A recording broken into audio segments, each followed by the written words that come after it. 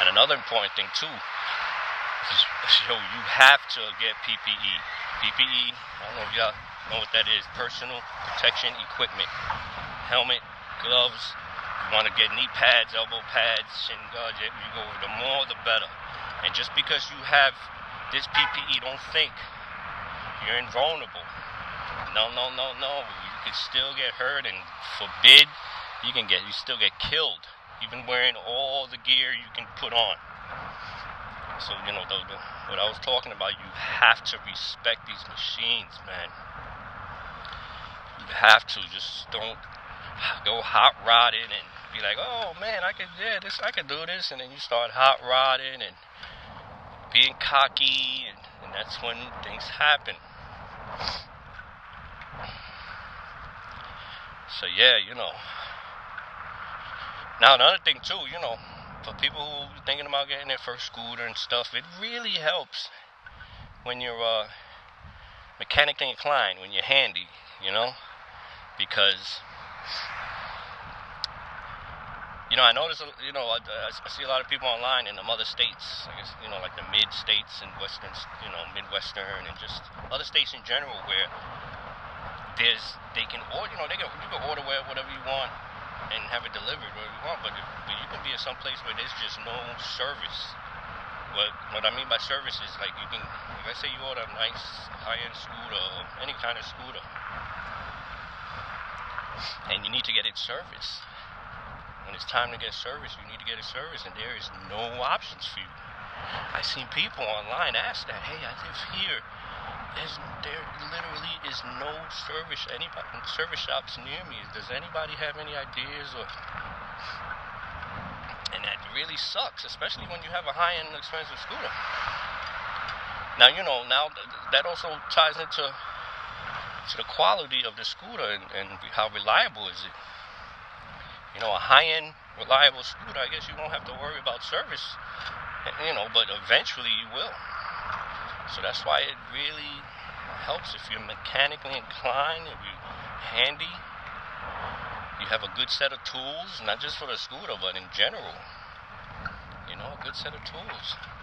Like me, I come from basically a mechanic, many years, my background, and I got tons of tools, and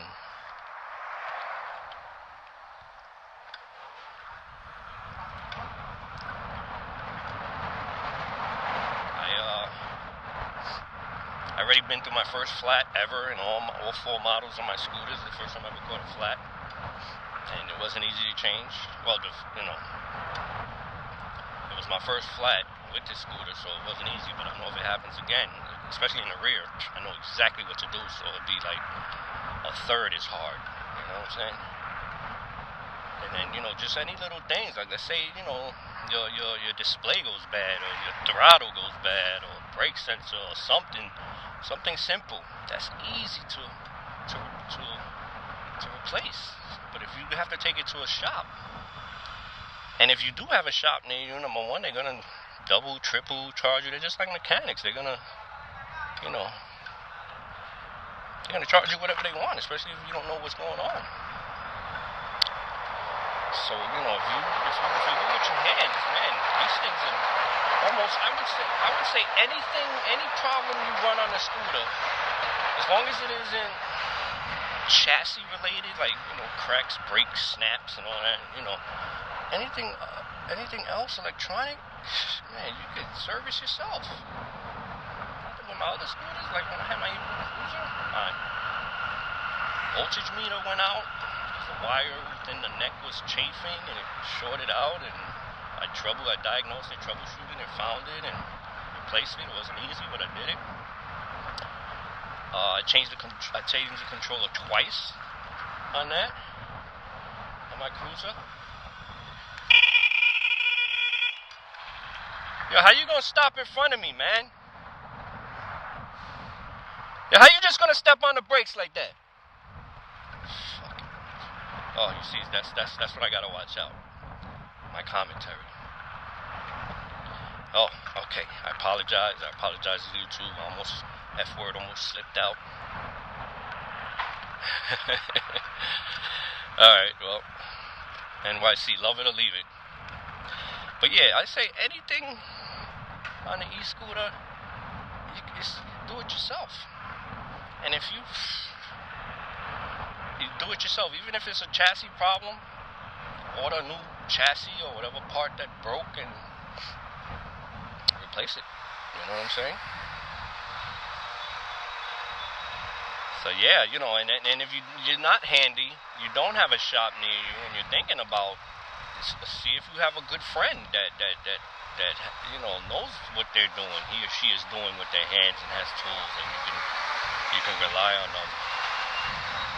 You know what I'm saying? Just don't order your scooter and you're enjoying it for the first couple 100 miles, and then you run into a problem, and it's, I would say 8 out of 10 times it's a simple problem.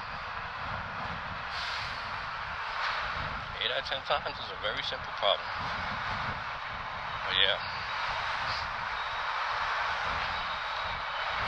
So, you know, anybody who's listening to this, if you never had a scooter before and you're thinking about getting a scooter, you know,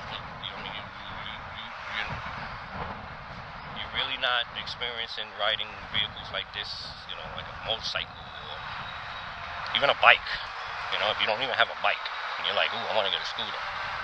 You know, I want to get, you know, and then you're thinking about one of these high-end scooters, any scooter above almost 30 miles an hour or above. Yeah, I recommend you start off low. Start off at, you know, 20-mile-per-hour scooter. You can get them for all kind of prices, ranging from $200 to $500. And, you know, even if you get tired of it quickly, sell it. You could sell it, and then you could upgrade and sell it. I started off with that, my Highboy KS4 Pro. And in a couple months, I sold it. I sold it online. I forgot how much I sold it for, and I was in mint condition. It was in mint condition, so I know I sold it for a couple $100. Sold it quickly. Upgraded to my Even's Cruiser. Did a ton of upgrades on it, but I had to upgrade because it was just too high maintenance. Too high maintenance. I'm all the way in Queens, over here near Jamaica Avenue. I didn't realize I was going to ride this far, but it is what it is. Yeah, so after my ton of upgrades and just tired of just the maintenance, replacing screws and bolts, tightening them, and especially the folding mechanism, oh, horrible. I had a 2022 Yume Cruiser. Folding mechanism, garbage. Garbage. Suspension, garbage. So, you know, after upgrading it and everything, I sold it. Sold it quick. Sold it for about $650. Took a loss on it, but I got rid of it. Then I got the Joy S10. Great scooter. Man, I really liked it. Solidly built. Quiet. Very good, but the rear suspension started to sag. Started to sag, and it takes those bushing style springs. Doesn't take coilover springs. It takes bushing, like these rubber bushings, where they work like a twisting effect with the trailing arms.